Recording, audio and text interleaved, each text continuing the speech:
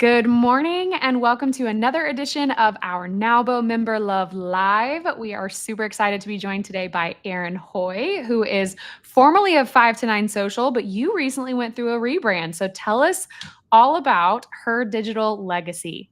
Absolutely. Her Digital Legacy is a personal brand strategy firm where I act as CEO and personal brand strategist. And I'm really just helping women get outside from behind their logos and behind their brand and show up as the expert that they are, that everyone knows them as in person, but putting them online. I've been working with many owners over the course of the past couple of years. I've been really doing personal brand strategy. I just didn't quite realize that's what it was when Yeah. I was managing 5 to 9 socials, and I knew it was time to level up. I knew that I wasn't just a social media manager. I was really helping my clients, become the experts that they are online. Yeah. I knew that with that pivot, the name needed to change and Yeah. the services needed to change. And it was a really big transition. But Mhm. I'm so glad that I'm, really on the other side of it now, and I'm able to go full force helping women. Yeah. Yeah, absolutely. What would you say, because you're speaking my language. I mean, we're both in the marketing and PR world. And I guess what I would love to hear from you on your side is how do you feel like 2025 in this day and age specifically, why is it so much more about this personal branding idea versus just, oh, have somebody manage your socials and you're good kind of thing? Yeah, absolutely. Well, I would say number one, people are Googling you. They're Googling you as the CEO or the executive in the business, right? Because we connect with people. It's truly Mhm. very psychological. Like, based on psychology, we really connect with someone when we look at them straight in the eyes, right? And that is the same thing with personal branding. And yes, branding, logos, fonts, all of those things are incredibly important for your company brand, but you as the leader, you are going to bring in so much more business than, just having, again, yeah, someone manage your socials and post graphics all the time and you Mhm. never show up, right? Mhm. Is a new wave. It is the digital economy, and faces are what's selling right now. Yeah. And what do you say to the woman who, gets what they understand logically what you're saying, but they are terrified to be in front of the camera. They don't want to be in that role and they're, open to any way that they can possibly get out of it. Yeah, and I've given lots of women a little bit of tough love, and that is in order to have a really thriving and successful business, you just have to. You have to start small, right? And so I always tell my clients, like, if you hate showing up online, if you hate showing your face, you don't have to do it every day, okay? Like, it is baby steps, right? Mhm, So mhm. that is recording yourself when you're giving a presentation and splicing that up and putting that on social media. You're not, Mhm, mhm. it's not, doesn't feel fake. It doesn't feel like you're putting on a performance for social media. I mean, that is truly just what you are doing probably on at least a monthly basis. So record Right. that and make sure that you're really showing that in-person reputation that people know you for and getting that online. And so Mhm. really, my answer is let's figure out how we can start small, but you need to show your face. Yeah. Suck it up, buttercup is Yeah. it. Thanks for saying it.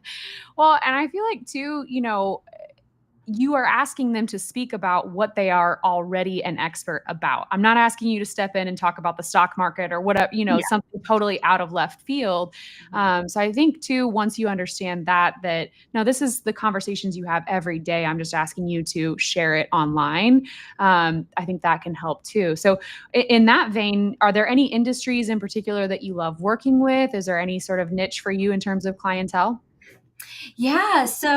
Um, of course, I love working just with the powerful woman. And since her digital legacy has just been born, I'm really trying to figure out that line of work right now. But I personally have a heart for clinicians and Mm. therapists because, again, even if you're not the CEO of your business, right, you still oftentimes are responsible for bringing in your own clients, even if you're Mhm. working for, a big corporation. And so having that personal brand is incredibly important to bring in if you're wanting to grow your business or if you are wanting to just bring in clients for your own private practice. And Yeah. then as well as real estate agents, we also know that even if you're not in like the private sector, you still are responsible for posting and being active online so that you can make money. And so Mhm. those I to get people to understand kind of an idea of what that looks like, of what Mhm. personal branding looks like. Those are the two industries. And then I would say the third one that I would love to work with is an author who is launching a Mhm. book. Because again, like you can go to Barnes and Noble and you can sign copies, but in order to really get that book out in front of people, you need to be online. Mhm. You need to have a strategic presence even before it hits the bookstores or hits Amazon. Mhm. Yeah. Yeah, it is. It's so funny too. I think there's so many industries now where the door is much more likely to be opened if you have a large social presence. For better or for worse, that's not always, the best thing for giving people credibility, but I think that it is, it's not going away anytime soon. And the other thing that you mentioned too is I think that idea of maybe all of your C-suite. If you're a larger company, do all of your executives need to know personal branding? Do all of your, C-suite members need to have some sort of online presence? What would you say to a company that is looking at that angle and worried, well, if I let them all build their personal brands, they're going to get hired. They're going to get stolen away from me. They're going to be recruited elsewhere. Have you run into any, concerns about that? Oh, yeah, for sure. I mean, when I worked at my corporate job at the engineering firm, we were really focused on the personal branding of our employees. So, I would walk downstairs and I would set everyone's LinkedIn up, make sure they had a updated headshot, a good background, a good bio, and other companies would be like, "Well, aren't asking the CEO or my marketing manager, well, aren't you worried that when you're leveling them up online that they're going to get stolen away?" And she always said when someone's happy in their job, that poaching is really not going to take them away unless, there is some sort of other issue happening. Mm. But what I tell these executives and the CEOs is that when your employees and your executives have a good personal brand, they're actually helping your company because, again, Mhm. we buy from people. And if your executive is going to a networking event or is going for a coffee meeting and someone looks up on LinkedIn and it's a picture of when they were in a frat in 2023, like that looks bad for them and that looks bad for your business Yeah. because you're not nourishing the personal brand and therefore you're not really showing up as a leader. You're saying, I'm meeting this person for coffee and like they're supposed to be on top of their game and Mhm. LinkedIn or their online presence just is non-existent. Yeah. Yeah. I feel like there's a couple lines in, Dolly Parton's 9 to 5 where she talks about like, the man's going to make you keep working for him and you're never going to get credit. And to me, I think when a company actually invests in personal branding for their people, Mhm. it should be taken as such a huge compliment to you as the employee that they believe in you, they want to put you forward, they want to put you in front of people as a representative of their company, and they're not trying to just keep you a worker bee, in the background. So you would hope that that would lead to being very happy in that job and staying for a very very long time. But you're right. If they're unhappy, they're going to be leaving anyways. Right. So it's not to do with that beautiful LinkedIn profile picture. Exactly. Mm. Awesome, awesome. So you mentioned, you kind of started in the corporate world. Yeah. In terms of that moment where you knew, like, it's time, I need to do something for myself, was there a lightning bolt moment or was it kind of a gradual process for you? I would say it was pretty gradual. So I had a very small business when I was in college, and I was sewing and selling headbands and scrunchies and other, hair accessories online. And that's just where I fell in love with marketing. But, it was a product based business. It was just me. And I knew that it just wasn't going to get me to the level I needed to be to Mhm. sustain myself. And so I had fallen in love with marketing and so I was like, okay, I'm going to become a social media manager. And that's when I got the job at the engineering firm. And I just learned so much there. And I was there for 2 years. I learned so much. Again, they were very invested in my personal brand. So they sent me to workshops and seminars and all these things. And I just learned so much.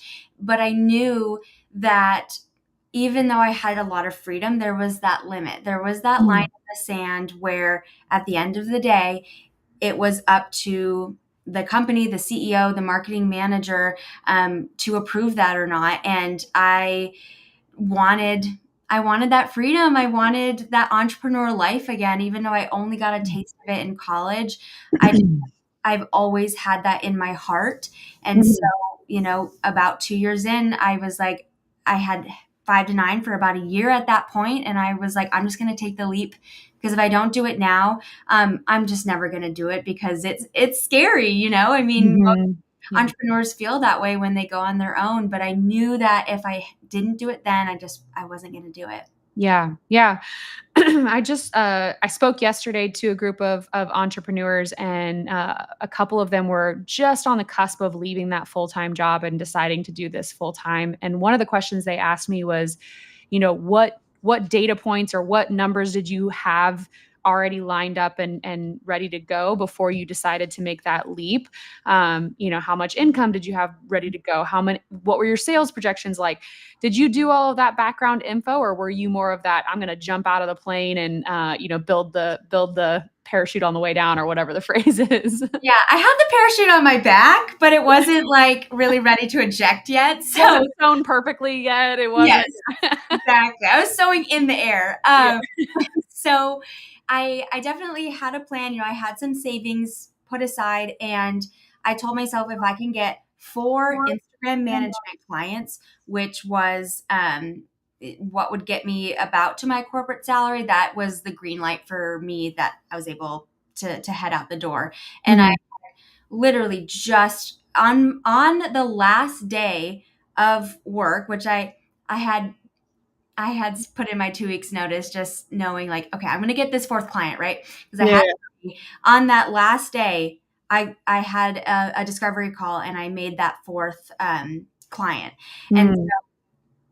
that was such a wonderful feeling for me. And so I did have a little bit of a plan, right? Like, I had those 4 clients. I knew that income wise, I was good to go. But I had a bookkeeper, and I had my systems in place. Like, I definitely don't recommend like jumping out of the plane if you don't have your LLC or anything set up. So I Mhm. had back end systems, but again, like, there's just so much to know as an entrepreneur. And I do feel like, even though I really built a good cushion, it was still a little bit like a little bit of a slap in the face, as we Yeah. all feel, I think, when we go full time. Yeah. Yeah, because there's always that curveball. There's always, you have the 4 clients, but then one leaves and you're like, "Well, hang on, they were supposed to be with me forever." It's always something coming at you, at any given moment. But you absolutely, like, nailed it, that there is something about signaling to the world that I'm doing this, and you have that, like, serendipitous moment of, like, Yeah. the same day I signed that 4th client. Like, it really is a very powerful thing to manifest and to, just set an intention and then see it kind of come to life. I love that. So the big question too is, can you make us some NAWBO scrunchies and headbands if we need that in our lives? I feel like that Oh would be man. I would have to dust off the sewing machine, because yeah. at the end of that business, oh my gosh, I was so sick of it. I was like, I don't want to sew ever again, but Mhm. I still have all of the supplies, but I might need a little help, some Nalbo helpers potentially. There you go. There you go. Maybe we could do a service Saturday and make a bunch of headbands all together. Love that. Awesome. So walk me through, you are a few years into this, you're, doing great. Did NAWBO come along in your journey from day one? Did you stumble upon it? What was that, path like for you?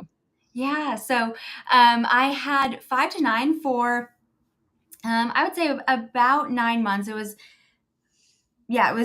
close to when I was gonna quit my job, and I was on LinkedIn, and I saw the flyer about the summit, and I saw all the women that were going to be there, and I felt so jealous that I couldn't go.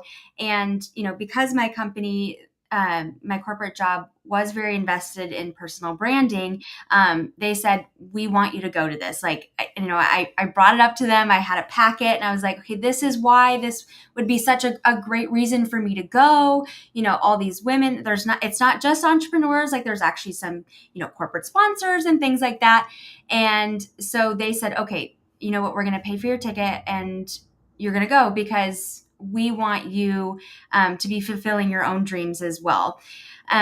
So that is, I went to the summit. I had an amazing time. That's where I met Leslie Owen. I went to her breakout session. I just really fell in love with the community. And I remember seeing the committee members on the screen in like the ballroom area. And I said, that is where I'm going to be next year. Mm-hmm. And so that was in May. And then I quit my corporate job a few months later, and immediately, like I think the day I put in my 2 weeks notice is when I became a member of NAWBO, because then I knew that I was able to go to all the meetings and really participate in the level that I wanted to participate in. Mm-hmm. Yeah, absolutely. And you're very active in the community. You go to a lot of different organizations and events and things like that. What is it that you feel like kind of differentiates NAWBO or makes it slightly unique to other options in town? Yeah, absolutely. Oh my gosh, just so much. I think the education resources and the networking, like the nice mix between the two, because Mhm. I'm in this point in my business where I always want to continue to learn, right? Like I never want to stop learning, but I really need to get out there. I really need to put my face out there. And so NAWBO has just an amazing selection of events every single month, knowing that I can go to these events and meet new people and then also see my friends. Like that Mhm. is super, super fun for me. And joining a committee was truly just the best thing I could have done, because I learned a little bit more about NAWBO behind Mhm. the scenes. And then I was also able to meet with women individually. And so when I go to luncheons or happy hours or whatever that is, I'm Mhm. able to see familiar faces, but then also meet new ladies. And so it's really just, I mean, my business has grown so much, and I've met so many amazing women that not only are my friends, but we've helped each other kind of navigate the bumps in the road that comes with entrepreneurship. Yeah. Yeah. And to your point too, I think that most NAWBO, we have some, large scale events, but most NAWBO events are small enough that you're going to see a familiar face and you're going to see, new faces. But that combination of deepening the relationships of people you've already met a couple times, and now they really feel like they know you and they really understand what you do and how they can help you, versus I feel like some, super large kind of speed dating networking events, it's like, well, we talked for 10 seconds and I'm never going to see you again. Like, how does that relate to growing my business, so I'm glad you brought that piece up. Yeah. And what would you say to somebody who, maybe looks at the price of membership and they are in that really beginning, I'm just quitting my 9 to 5. How could I possibly take on, one more expense right now as I've got a million things coming at me? What would you say to them as far as, justifying or advocating for, okay, it's worth it kind of thing? Yeah, I always tell people you need to invest in order to grow in your business. I hear all the time, well, I'll just wait till I get this one client. I'll just wait till I get two more clients. But you're not going to get there without networking, without Mhm. actually meeting people. And Right. so when you see the price, it's just kind of a non-negotiable. You're like, that's got to be put in the budget, and that's why having a bookkeeper, before you quit your 9 to 5 is really important, because then they can kind of help you be like, okay, we're gonna fit this in, and this is going to be a non-negotiable. So Mhm. that's my non-negotiable in my budget sheet. It's like, Mhm.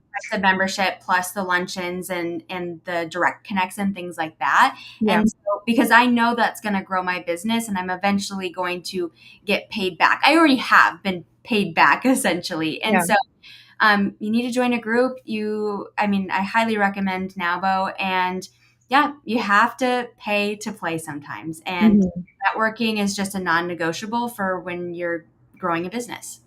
Yeah. Yeah. Well, and I feel like too, there's plenty of free events out there. There's plenty of free, webinars you can jump on and things like that. But there's something about actually forking over some of your very hard-earned cash to Mhm. say, I'm going to invest in this, that you take it so much more seriously. Oh You yeah. actually, emphasize making it to the events, things like that. Because you're right. At the beginning, it's very much like I know my line items and I have got to stay within that budget. There's not wiggle room. So I love that you've gotten so involved in everything. What would you say? What has been, for you, the most surprising thing about joining NAWBO? I would say just a lot of the smaller groups, because I Mhm, think the first couple events I went to were really large. It was the fall membership drive and the luncheon, and so there was a lot of ladies there, and I was like, oh gosh, like I'm gonna have to introduce myself to a lot of people. But mhm, then when I started joining, the smaller events like Direct Connect, the Coffee Connections, and joining a committee, I was like, oh my gosh, this is so much more manageable. I've met so many amazing ladies, and so I feel like maybe just looking at NABO, because it has such a big name and big recognition, and we're the second largest chapter in the country. It may think like, oh, every single event is going to have 100 people, but there's those events on the calendar that allow you to really intimately talk with other ladies and really mhm, get to know them on a personal level. And so mhm, I think that was something that was I was pleasantly surprised, because sometimes there's events that the cap is like 10 people, and that is really nice, because then I get to really get to know mhm. the ladies in the group. Yeah. Yeah. No, I definitely agree. I think it's nice too that of those smaller events, we have some that are always in the morning, some that are always at lunchtime, some that are in the evenings, because we've certainly gotten that feedback, in the past where it's like, well, I'm just never going to be able to do mornings because I have kids drop off and all that kind of thing. So we do make our programming department works really hard to make sure we have something that will fit with anybody's schedule, anybody's budget, anybody's, needs in business. So I love that. And what would you say for you, looking ahead, you've just got this rebrand under your belt, you're, full speed ahead. What's next for Her Digital Legacy? Where do you see things going here in maybe the next year? Yeah. Well, I'm just about to hire a marketing assistant. So I just posted that on LinkedIn on Monday, and I've gotten quite a few applicants. So I'm super excited about that. And, I want this to be an agency, and that is scary to say. And for so long, I said to myself, no, no, like, let's keep it small. Let's keep it just me. And, I realize I have big goals, and in order to make those, I need to hire on employees. And so it's been really scary to go from, all right, I'm hiring just contractors that have their own businesses, and now in the process of hiring W-2 employees. And so in the next year, I would love to, have a full roster of clients, and have a very well-oiled machine with, I would say, at least two other employees that are very, very high touch. I want to still be able to see and chat with every single client face to face. So, not getting so big where that is not an option for me anymore, keeping it Mhm, small in that sense, but mhm, also in the sense that I can support my clients even more with high touch, very innovative employees. mhm. Yeah, yeah. It's so funny you mentioned that because that was another question that people had yesterday when I was speaking on behalf of Nalbo. And when do you hire? How do you know when to hire? And Mhm. I think there's so many intimidating moments in business where you feel like it's such a big thing at the time, and then as soon as you do it, you're like, "Why didn't I do this sooner?" Yeah. Everything is figure outable, right? Like, it's absolutely feasible, you absolutely can do it, so kudos to you for coming to that conclusion, very early on, I love that. And is there any way, if people are interested in learning more, tell us how people can find out more about you, or if they're looking to be hired and they're looking for a job, how can they find out more about that? Absolutely. Well, if you are a marketing guru specifically who loves, strategizing on social media, you can check out my LinkedIn posting under my personal LinkedIn, Erin Hoy. It'll be marked as marketing assistant. But if you are a woman in business and you are ready to stop hiding behind your logo and become the expert that you are, but online as well, you can head to herdigitallegacy.com or Her Digital Legacy on LinkedIn, as well on Instagram. And I would love to chat with you, even if it's just a quick 15-minute Zoom call. I want to make sure that I'm supporting the women in our community. Fabulous. Fabulous. Okay. So if you have convinced somebody watching right now that personal branding is something they have to, suck it up, buttercup, and start doing, what would be one thing that they can do today to make a good first step in that direction? I always say to beef up your LinkedIn. So I want your LinkedIn, your personal LinkedIn, not your company's page, but your personal LinkedIn to, I want it to have a high res profile picture. And I want your bio, not just to say your title, which is great. We need to say that in the beginning, but then how you're actually going to help your clients. We want to say who we are and how we're going to help people. So that is really the first start. And as we know, LinkedIn just has a fabulous SEO strategy. And so oftentimes when you look or someone else looks up your first and last name, your LinkedIn is going to show up before anything else. So making sure that that is as top notch as possible will really propel you in the right direction. Yeah, absolutely. LinkedIn is doing some great things. I think they've really, evolved over the last few years to be a really strong social platform, not just your kind of like stagnant resume that never gets touched over there. So Right. definitely think that is some great advice for sure. Erin, it's always such a pleasure to talk to you. Thank you so much for Thank taking time you. out of your day. So if you are interested in learning more about Erin, please feel free to reach out. You can find her, as she mentioned, at all of her websites and socials. And then if you are interested in learning more about NAWBO, you can scan this QR code up above to find out about more of our upcoming events. We have our monthly meeting next week, actually, and then we have our summit, which Erin is helping out with behind the scenes and doing a ton of great work for us there. That will be on May 6th, and it is at the Norris Conference Center. So if you want to start big, you can come to a monthly meeting or a summit. If you want to, really drill down and kind of start small, you can absolutely find more events going on all the time at that QR code. So we would love to see you there. And thank you again, Erin.